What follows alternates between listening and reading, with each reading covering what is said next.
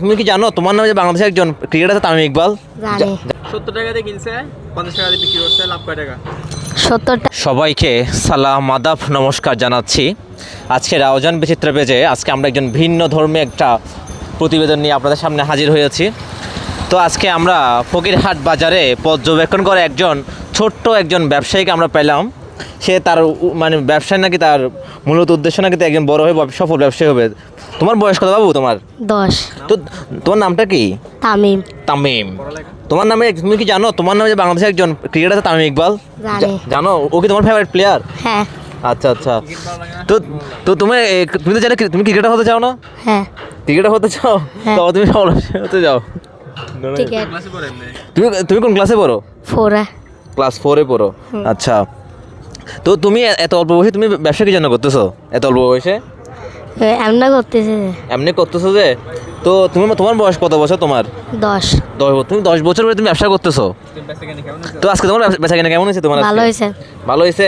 তোমার বড় হয়ে ভবিষ্যৎ পরিকল্পনা কি? বড় হয়ে কি হতে চাও তুমি? হ্যাঁ, ব্যবসায়ী। বড় হয়ে ব্যবসায়ী হতে চাও? হ্যাঁ। অনেক বড় ব্যবসায়ী? হ্যাঁ। আচ্ছা তোকে আচ্ছা। একটা প্রশ্ন করি, একটা জিনিস 100 টাকায় কিনছে, ঠিক আছে? 100 টাকায় কিনে 120 টাকা বিক্রি করছে, লাভ কয় টাকা হলো? 20 টাকা।